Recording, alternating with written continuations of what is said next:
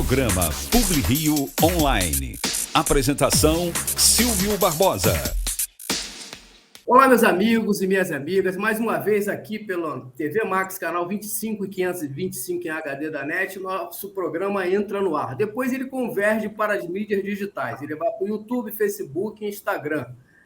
E vira podcast, né? Ele vai para o Spotify, para o Google e para o Apple. Muitas surpresas maravilhosas, coisas boas, esperanças mil para o ano de 2023 e tudo mais, né? Agora tem governo novo na parada, né?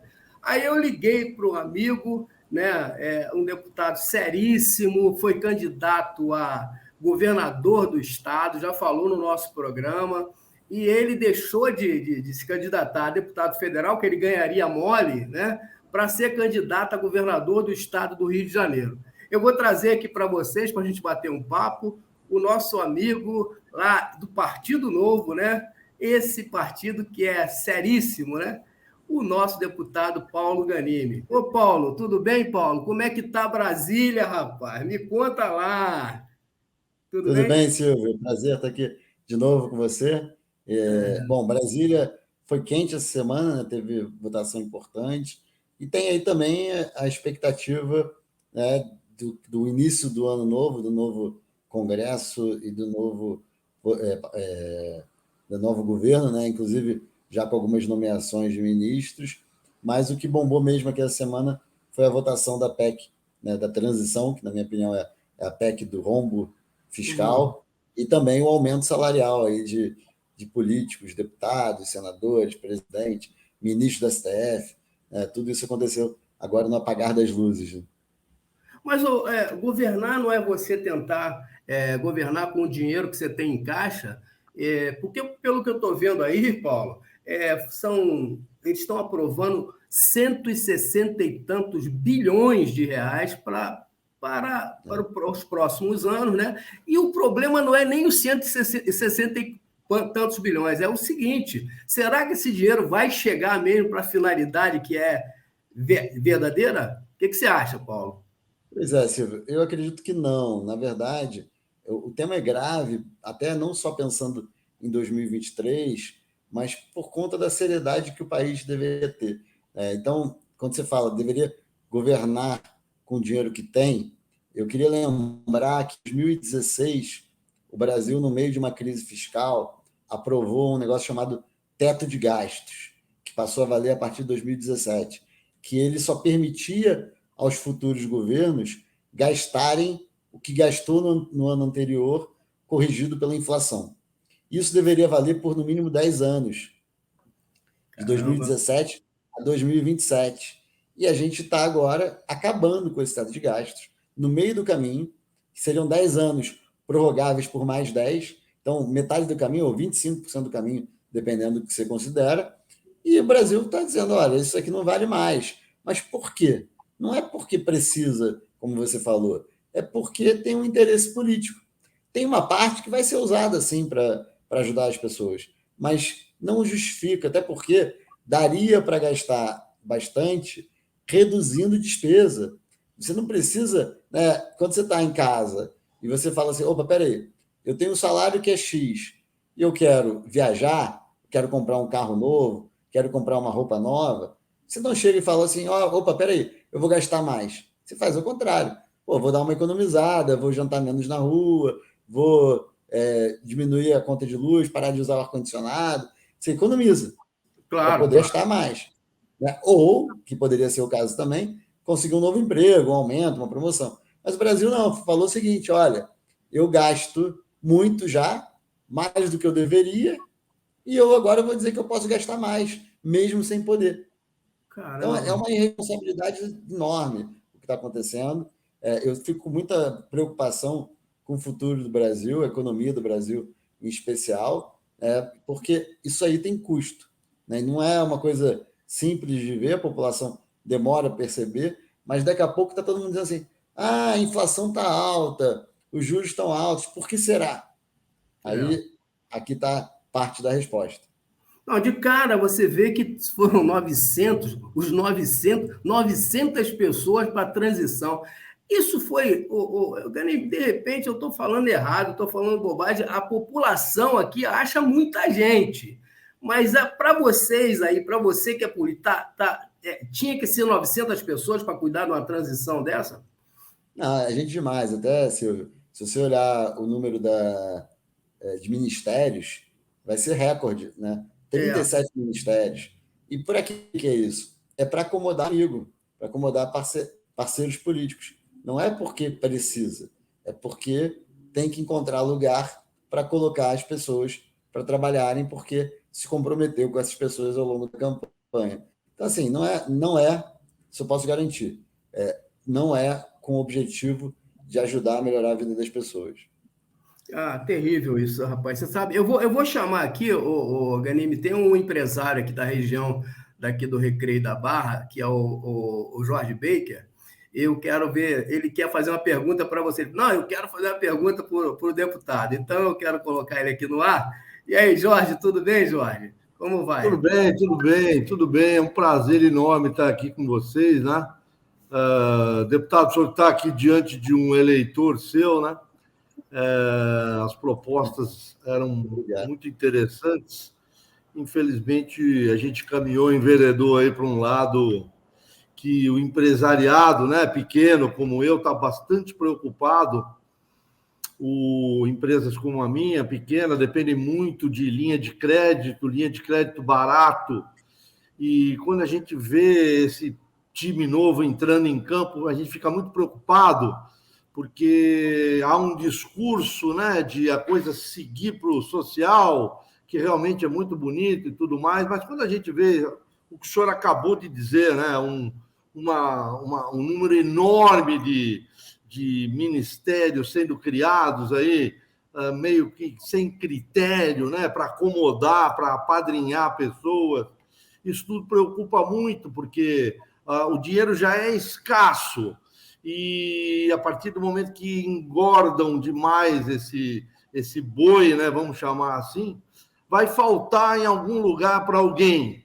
E esse alguém, eu vou dizer, sou eu, e são todos esses pequenos que dependem muito desse dinheiro barato, de juro barato, juro subsidiado, porque nós somos os grandes empregadores desse país. Nós somos os grandes empregadores que geram impostos para esses maus administradores fazerem uso desse dinheiro, né? Então, a gente espera que com essa renovação que houve, né, na Câmara, isso tudo, de alguma maneira, nos represente melhor, né, nos defenda melhor, né?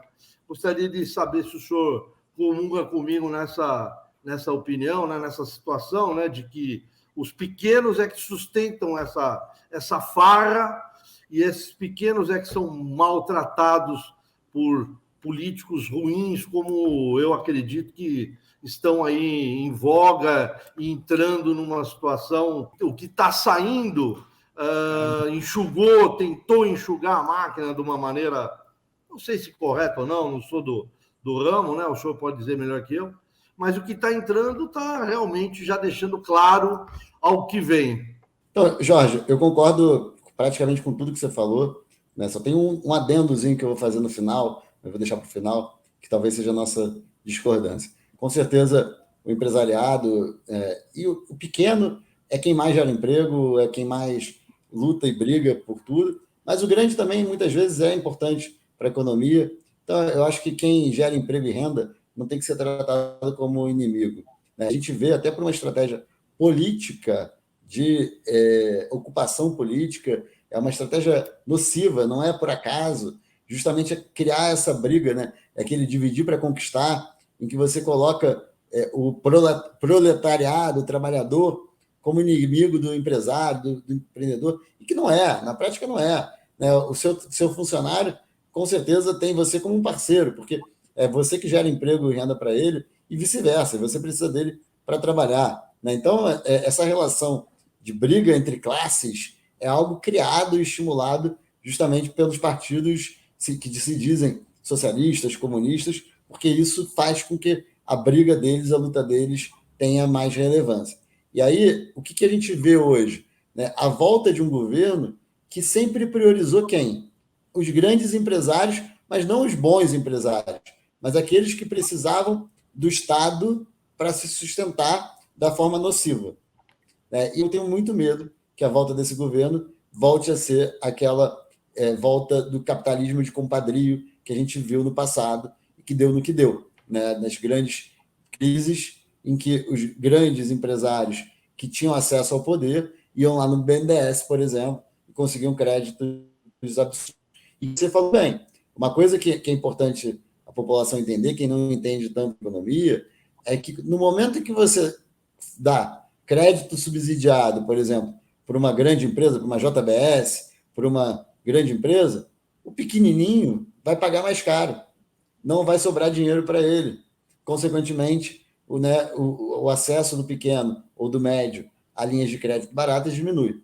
E outro ponto importante é essa briga, né? Eu acho que quando você tem um aumento de despesa, uma coisa que as pessoas têm que entender, o Brasil está endividado. O Brasil é grande, a máquina pública é muito grande. Quando o Brasil tem uma dívida grande, o credor, o banco, o sistema financeiro, ele vai emprestar primeiro para quem? Para o Brasil, porque ele é mais difícil de dar calote. Então, sobra pouco dinheiro para você, Jorge.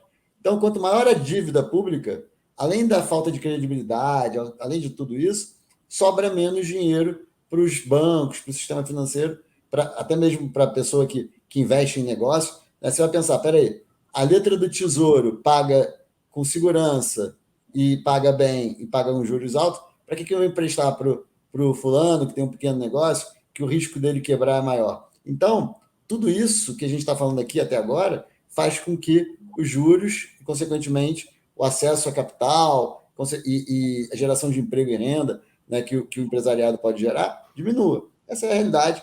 E eu tenho medo que isso volte a acontecer, né, com o aumento da máquina, com o aumento dos juros, inflação alta. E outra coisa, o pessoal está falando, vamos aumentar. Primeiro foi aumentar o Bolsa Família, né, que agora é Auxílio Brasil, para R$200. Depois foi para 400, agora para 600. Só que a gente sabe, com a inflação alta, 600 hoje valem 400 de ontem. Então não adianta ficar aumentando, se a inflação está aumentando também, porque o governo está aumentando. O que eu discordo de você, Jorge, das coisas que você falou, é a renovação do Congresso. Eu não acredito que ela represente uma esperança nesse sentido. Por quê? Porque, eu vou dar um exemplo, o PL, partido do Bolsonaro, ele elegeu 99 deputados. A gente sabe que já tem pelo menos 2/3 do PL que vão estar na base do Lula ano que vem. Porque muita gente se elege na aba do Bolsonaro, mas não é de direita, não é liberal, não é nada disso. Vai na onda. Na hora da negociata vai abrir as pernas, como diz a minha avó. E essa semana a gente já viu isso. Vários deputados que se diziam da base do governo, que eram da base do governo, que passaram 4 anos na base do governo do Bolsonaro, essa semana votaram a favor do Lula. O Lula nem assumiu e eles já estavam votando. E os novos que vão entrar, a mesma coisa. Talvez demore um pouquinho para acontecer isso, mas eu não dou mais meses, acho que até 6 meses é muito, para 2/3 da Câmara ou mais já estarem na base do Lula rapidamente. Deu para entender a linha, né? Quer dizer, a questão do dinheiro, né, que vai faltar para nós, o pequeno empresário, né? Porque realmente ele vai estar na mão de empresários fortes, entre aspas, né, fortes, que vão bancar essa farra toda, esse sistema todo. Agora, lamentar. Agora, deputado, deixa eu fazer uma pergunta. Jorge, eu queria saber o seguinte, deputado, esse negócio que eu não consigo engolir, eu acho que a população, a maioria da população também não, orçamento secreto com dinheiro da população. Eu gostaria que o senhor explicasse, porque, veja bem, eu queria explicar o inexplicável. Ou é explicável e a gente tem que engolir isso. Porque, veja bem, se eu pegar o meu dinheiro para emprestar, para dar para deputado lá no Maranhão para fazer uma armação, porque tem armação para caramba e ficou provado isso com a Lava Jato, com a série de desmandos que teve aí. A presidente Dilma falava que era o mal feito, né? Tinha muito mal feito, suavizou a história. Deputado, explica para a gente, o senhor está lá, explica que história é essa de orçamento secreto, para onde vai o dinheiro da população brasileira? Silvio, esse negócio do orçamento secreto foi uma criatividade que o Congresso criou em 2019. Né? Por quê? Como é feito o orçamento? O orçamento do Brasil ele é feito em duas etapas. Né? Uma lei de diretrizes orçamentárias, em que ela não tem, geralmente, números, ela tem só a linha guia, que é feita ali no primeiro semestre do ano, e depois tem a lei orçamentária anual. Então, a primeira é a LDO e depois a LOA. O governo federal, o Poder Executivo, o presidente da República, ele é que manda para o Congresso o orçamento. E aí o Congresso, deputados e senadores, que terminam o orçamento, né, e mandam de volta para o governo, que pode vetar alguma coisa ou não, mas a palavra final é sempre do Congresso. Só que tem uma distorção na história. Já existe há alguns anos um negócio chamado emenda individual impositiva, em que todo deputado, eu tenho direito a fazer isso, a destinar para o meu estado, ou até mesmo para outros estados, varia cada ano, vai subindo de acordo com o tamanho do orçamento, mas esse ano acho que foram 19 milhões de reais. Então, eu, Paulo, como deputado federal, posso escolher projetos no Rio de Janeiro, e aí pode ser para o governo do estado, para o governo municipal, para a prefeitura, para a PRF, para a Polícia Militar, para o FRJ, para a Fiocruz, para qualquer instituição, 19 milhões de reais. Metade tem que ser para a saúde, e a outra metade você pode destinar livremente. Isso, para mim, já é um erro. Já é uma distorção. Só um parênteses. É por isso, agora que eu entendi. Por isso que lá no Maranhão, eles cuidaram. Na verdade, não tinha, a população tinha menos pessoa do que atendimento. Eu acho que é por aí, né? Pode ser. Então, assim, eu já acho isso uma distorção, Silvio, porque uma coisa é o parlamento como corpo, né, o Congresso Nacional, ele decidiu o orçamento. Outra coisa é o Paulo Ganimi ter lá 19 milhões para mandar para determinada cidade. Isso é muito mal usado. Assim, eu rodo o estado, foi a todos os municípios, tinha prefeito assim, deputado, manda 200 mil reais para cá, 1 milhão, que eu vou te apoiar na próxima eleição. Cara, não é para isso o dinheiro. Então, eu fiz, desde 2019... Mas tem muita gente que faz essa troca, né, o deputado? A maioria. Eu pensei assim, vou abrir mão desse dinheiro. Mas aí eu falei, se eu abrir mão desse dinheiro, quem vai se prejudicar é quem? É o Estado do Rio. Então, eu não abri mão. Eu fiz um edital. E aí, cada ano eu abro um edital, qualquer instituição pode submeter, eu analiso tecnicamente e tudo mais. Isso não é o orçamento secreto. Isso é emenda individual, impositiva e tudo mais. Porque qual foi a lógica disso? O argumento, você vê como é que o sistema é complicado, Silvio, Jorge. O argumento disso era o seguinte, antigamente, quando não tinha essa emenda impositiva, o deputado ia lá no ministério e tal, e falava, poxa, por favor, manda um dinheirinho lá para o meu município, que o hospital tal está precisando. Aí o ministério usava isso como moeda de troca. E ele falava, pô, tá bom, eu mando se você me apoiar, eu vou mandar se você votar a favor de tal lei e tudo mais. Para evitar essa moeda de troca, criaram esse orçamento impositivo. Mas, na verdade, se você bota o orçamento igual para todo mundo, o que acontece com o deputado? O jogo ficou igual. Ao invés de você começar um jogo 0-0, né, quando começa o jogo, está começando de 3-3. Mudou alguma coisa? Não. Por quê? Todos os deputados têm o mesmo recurso, então o jogo ficou igual. E aí o apetite só aumentou. Opa, peraí, eu tenho 19 milhões agora, mas eu quero mais. Aí vai lá o deputado pedir dinheiro para o Ministério, além dos 19 milhões. Ele não fica restrito a 19 milhões. Aí em 2019, pegaram um negócio que sempre existiu, que era emenda de relator, que muita gente ouviu como emenda de relator, RP9, que é uma rúbrica, né, dentro do orçamento número 9, que ela sempre existiu. Só que ela era usada assim, se, por exemplo, o Congresso ou o governo mandasse para o relator do orçamento, quero destinar R$ 500 mil para o Rio de Fevereiro. Aí estava lá Rio de Fevereiro, em vez de Rio de Janeiro. Ia lá o relator, nessa RP9, que era emenda de relator, ele corrigia, em vez de Rio de Janeiro, Rio de Fevereiro, Rio de Janeiro. Troquei o número, ao invés de ser 100 mil, estava 100 milhões. Ele ia lá e corrigia. Eram emendas para correção de texto, para correção mesmo. O que ele fez em 2019? Ele foi e fez uma emenda de relator e botou dinheiro para o relator poder usar. E aí o relator, ele tinha à disposição dele um valor que às vezes era maior do que o governo federal inteiro tinha livre, porque a maior parte do orçamento da União vai para pagar salário, para pagar custeio, coisa que ele não tem como manobrar, né? Coisa que é obrigatória, pagar a conta do dia a dia. Então, o que sobrava para o governo fazer investimento, fazer uma despesa extra, é menos do que o relator tinha na mão. Então, pensa só, um deputado ou um senador, porque cada ano é um relator, estava com mais dinheiro para fazer o que não é papel dele do que o governo. Aí o ministro, que é quem é o responsável por executar a despesa, ele tinha que ficar pedindo, por favor, para o deputado. Lógica, lembra que eu falei que o deputado ia lá para o ministro pedir para ele mandar recurso? Agora o ministro tem que ficar pedindo dinheiro para o deputado. Cara, mas assim, é um negócio tão sem sentido.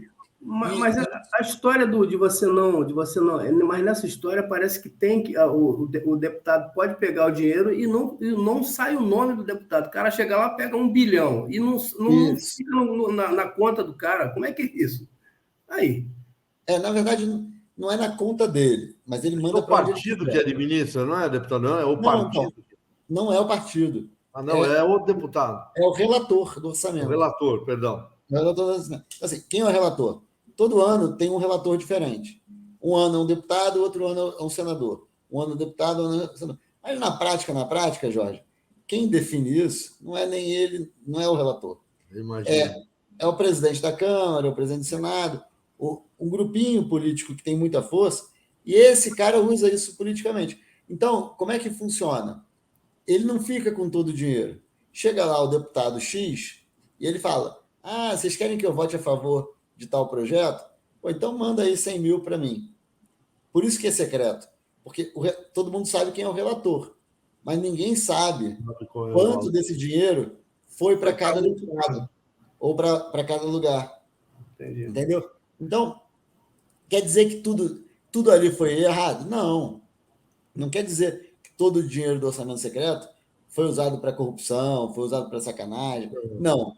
Mas você está tendo uma parte relevante do orçamento que ninguém sabe para onde vai e que não tem controle de quem pediu, para quê e para onde. Tanto que você viu, depois que pediram para revelar e tudo mais, cara, tem cidade desse tamaninho que recebeu milhões, bilhão, porque era a cidade do filho do senador tal, que tinha influência lá no Congresso, entendeu? Me dá uma notícia boa aí, deputado, pelo amor de Deus. Me dá uma notícia boa para essa população que é tão sofrida, entendeu? Por favor.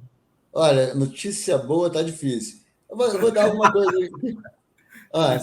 Se há algum alento, a gente aprovou agora na Câmara o Código de Defesa do Empreendedor. É um projeto, inclusive, que eu sou coautor, foi aprovado essa semana na Câmara, e que ela cria várias regras. Por exemplo, que o governo não pode fiscalizar de qualquer forma. Tem um negócio chamado de 2 visitas, que a primeira visita ele tem que ser feita, ele não vai mais poder fazer já multando ou punindo o empreendedor. Ele vai fazer a primeira, vai ter que ser para instruir, né? Então, se você tem lá uma loja, aí vem o fiscal para te autuar, não. A primeira vez ele tem que ir lá para dizer: Jorge, poxa, isso aqui não está legal, isso aqui tá. Aí se você não corrigir, aí na próxima ele pode te penalizar. Então, assim, mudar um pouco a lógica. Hoje a lógica, inclusive do governo em relação aos empreendedores, é aquela lógica de que o empreendedor é mau, quer fazer tudo errado, tá ali fazendo tudo de má fé. Não, vamos inverter essa lógica. O empreendedor está fazendo a coisa certa. Se ele errou, e tem alguma coisa que o Estado discorda, ele tem que dizer o que tem que fazer e tem que instruir. Claro que se for uma coisa muito absurda, né, algo realmente que ele fez de propósito, de má fé, para se dar bem, aí não. Mas esse é um dos pontos, até mesmo também negociação de dívida. O projeto ele abarca várias coisas que vão facilitar a vida do empreendedor. Foi aprovado na Câmara, agora vai para o Senado Federal. Então ainda não é lei, né, tem que ser aprovado no Senado, mas é uma boa notícia, pelo menos avançou isso na Câmara nesse final de mês. Parabéns, deputado, parabéns. Realmente é uma luta insana do governo contra o empresário, né? Uma luta insana, uma luta desleal. E esse projeto vem muito a calhar. Eu não sabia disso, fico muito, muito feliz de ouvir isso, né? Que pode ser que vire uma lei, né? Eu espero que vire uma lei, porque é uma luta inconstante, é uma fome desenfreada do governo, querendo realmente ganhar de quem não tem condições, não tem estrutura para poder fazer e cumprir todas as regras que são impostas, elas são determinadas lá dentro de um gabinete e são impostas para nós, que não temos estrutura para poder bancar toda essa festa. Nós temos que ter vários contadores, vários advogados, para poder nos defender dessa monstruosidade que é o governo. Então, é um elefante contra uma formiguinha. E a formiguinha, repito, é a que leva a comida lá para dentro da casa do brasileiro, entendeu? Muito parabéns por essa iniciativa. O cara lá sentado no gabinete no Rio ou em Brasília define uma lei sem saber a realidade, muitas vezes, e ele impõe ao empreendedor que ele pague esse custo. E aí, a gente teve que ouvir essa semana, quando estava discutindo o aumento de salário dos juízes, ministros, deputados, um deputado que veio comparar o salário de um deputado com o salário de jogador de futebol. Aí dizendo, absurdo, você está reclamando do Neymar, do Messi, e não do deputado. Só que qual é a diferença? Cara, o salário do Messi, do Neymar, de qualquer um desses caras, é pago por quem quer pagar, com dinheiro privado, porque eles geram retorno, porque eles movimentam a economia e tudo mais. Enquanto que o salário do deputado, o próprio deputado vai lá e aumenta o salário e obriga você a pagar a conta. Então, essa lógica está totalmente errada, né? Agora você vê, deputado, a população ganha parece que agora é 1.360, se eu não me engano, aumentou 7%. Eu acho isso uma vergonha, entendeu? Uma vergonha uma pessoa aprovar, quer dizer, um aumento de salário dos servidores públicos, de um modo geral, e simplesmente a população ganhar um salário que não dá para viver, que a Bolsa, a cesta básica, basicamente, se você tivesse que pagar todos os custos para viver, a população, de um modo geral, não tem como. 1.300 e poucos reais, não tem como. Então, eu acho um absurdo.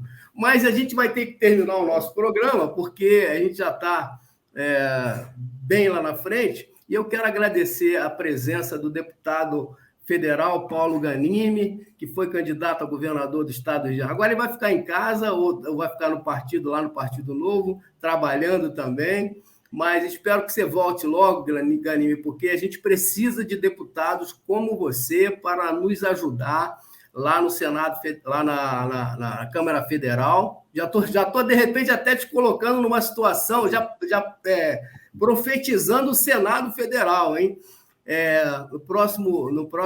Na próxima legislatura.